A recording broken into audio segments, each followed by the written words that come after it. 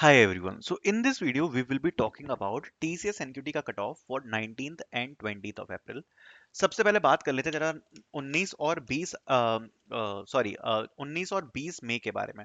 19 और 20 मई का जो एग्जाम हुआ है TCS NQT का वो कैसा रहा, क्या क्वेश्चंस आए थे एंड कट ऑफ एनालिसिस। ठीक है। ये जैसे एक बच्चे का रिस्पॉन्स मैं आपको दिखा रहा हूँ। 19th में my shift to numeric ability was moderate to hard, solve max 6 cause of time limit, verbal easy to moderate, solved all, reasoning was also easy moderate to solve all, coding one question was easy to moderate, it was traversal and linear search for 4 test के पास, second one was tough hard। Okay, मैं आपको simple तरीके से समझा देता हूँ। देखो दो दो शिफ्ट हुए हैं। 19th की मई को यहाँ पर एक हुआ है मॉर्निंग शिफ्ट और एक हुआ है इवनिंग शिफ्ट। सबसे पहले बात कर लेते हैं 19th के बारे में। ठीक है, फिर उसके बाद बात कर लेंगे 20th के बारे में। दोनों ही शिफ्ट में एक चीज यहाँ पर कॉमन देखी गई है। दोनों ही 19 के शिफ्ट के जो क्वेश्चंस थे उसमें जो फर्स्ट कोडिंग क्वेश्चन था, ठीक है, वो दोनों में ही डुएबल था, दोनों ही रिलेटेड टू एरे ही था, दोनों में कोडिंग क्वेश्चन। ठीक है, तो जो फर्स्ट कोडिंग क्वेश्चन है, चाहे वो 19 के एग्जाम में चाहे मॉर्निंग का हो चाहे इवनिंग का हो, इट वॉज लाइक इजी। ठीक है, किसी को ज्यादा दिक्कत नहीं आई, बट द दिक्कत was with the second coding question. ठीक है, सेकंड कोडिंग क्वेश्चन के साथ दोनों ही शिफ्ट में कुछ बच्चों को प्रॉब्लम आई है सॉल्व करते हैं मैं क्वेश्चन को। ठीक है, बट यहाँ पर मैं आपको एक चीज क्लैरिफाई करना चाहूंगा। सबसे पहले एप्टीट्यूड के साथ चलते हैं। फाउंडेशन में जो कट ऑफ है वो बिल्कुल सेम रहेगा जैसा कि प्रीवियस रहा है। फाउंडेशन में अगर आपने न्यूमेरिक एबिलिटी में तुक्का वुक्का भी लगा के 6 से 7 क्वेश्चन अगर आपके सही हो जाते हैं, रीजनिंग में अगर आपके लगभग 10 से 12 के बीच में अगर आपके क्वेश्चन सही हैं, ठीक है, एंड अगर आपके इंग्लिश में भी लगभग 12-13 क्वेश्चन लगभग आपके सही हैं, तो आपका फाउंडेशन क्लियर हो जाएगा। चाहे आपने एग्जाम 19th को दिया हो चाहे आपने 20th को दिया हो, कोई फर्क नहीं पड़ता। यही कट ऑफ जा रहा है सारी शिफ्ट्स का। 6 से 7 नंबर न्यूमेरिक का, 10 से 12 रीजनिंग का, 12 से 13 आपका इंग्लिश का। अगर आपने ये दिया है आपका क्लियर हो जाएगा।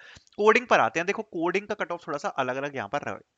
19th मई का जो एग्जाम था ना, 19th मई का एग्जाम, उसमें मेरे हिसाब से जो कट ऑफ होने वाला है वो थोड़ा सा ऐसा रहेगा। देखो अभी तक जितने भी आए हैं ना रिवर्ट्स, वो कुछ इस बेसिस पर आए हैं कि जिन बच्चों ने लगभग एक कोडिंग क्वेश्चन कुछ एग्जीक्यूट किया है तो। ठीक है, लेकिन जो 19th का पेपर था उसके हिसाब से मैं आपको बताने वाला हूँ कि एक क्वेश्चन आप ये मान के चलो, और मैं आपको बेटर बोलूंगा टेस्ट केसेस। ठीक है, टेस्ट केसेस से थोड़ा सा बेटर रहेगा अंडरस्टैंड करना।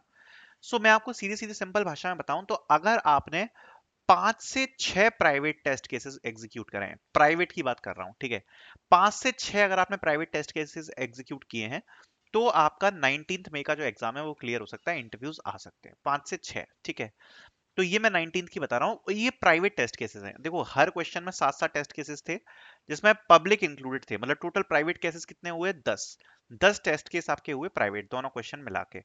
तो मैं यहाँ पर बोल रहा हूँ 5 से 6 अगर आपने करें तो आपका क्लियर हो सकता है। ठीक है, अगर मैं 20th की बात करूं तो 20th को का जो एग्जाम था वो मॉर्निंग शिफ्ट का जो एग्जाम अगर आपने दिया है, तो उसमें जो रीजनिंग थी उसका भी लेवल थोड़ा सा मीडियम था। तो कट ऑफ वैसे तो सेम रहेगा, बट बस देखो न्यूमेरिक का वही जाएगा लगभग 6 से 7 क्वेश्चन का। रीजनिंग का मेरे हिसाब से शायद 10 से 11 क्वेश्चन हो सकता है, मॉर्निंग शिफ्ट का थोड़ा सा गिर जाएगा, 10-10 आप बोल सकते हो, या 9 से 11 की क्वेश्चन भी चलेगा। वर्बल भी लगभग सेम ही आई है, तो 12 क्वेश्चन का कट ऑफ लगभग यहाँ पर रह सकता है।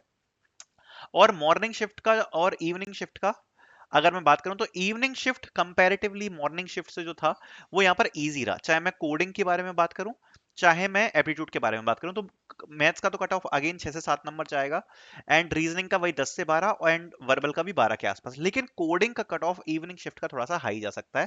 देखो पर्टिकुलर रीजन क्या है कि इवनिंग के जो दोनों क्वेश्चंस थे ना कोडिंग के, वो इजी आए थे। पहला आपका एक वो ग्रेडिंग सिस्टम वाला आया था, अभी मैंने सॉल्यूशन भी डाल दिया है, ग्रेडिंग सिस्टम वाला क्वेश्चन आया था। और एक और आपका क्वेश्चन आया था which is related to array, जिसमें आपको कुछ टारगेट्स प्रिंट करवाने थे, राइट, जैसे लास्ट क्विक ऑर्डर क्या है, ऑर्डर से रिलेटेड था। दोनों ही क्वेश्चन इजी थे। इसका जो कट ऑफ है वो थोड़ा सा हाई कोडिंग का जा सकता है। लेकिन जो मॉर्निंग शिफ्ट कंडक्ट कराई गई अगेन उसका जो कट ऑफ है वो उतना ही जाएगा। 5 से 6 प्राइवेट टेस्ट केसेस मैं आपको बोलूंगा एक काफी सिक्योर स्कोर रहेगा अगर आपने मॉर्निंग शिफ्ट में स्कोर किए हैं। एंड इवनिंग शिफ्ट के लिए मैं आपको 6 से 7 प्राइवेट टेस्ट केसेस बोलूंगा। अगर आपने 6 से 7 प्राइवेट टेस्ट केसेस यहाँ पर स्कोर किए हैं इवनिंग शिफ्ट में, तो अच्छा आपका जा सकता है। मतलब आपका सिलेक्शन डेफिनेटली यहाँ पर हो सकता है। तो ये मेरा कट ऑफ एनालिसिस रहेगा जैसा कि बच्चों ने बताया है मुझे रिस्पॉन्स के बाद। So I hope you guys liked it. Thank you so much for watching.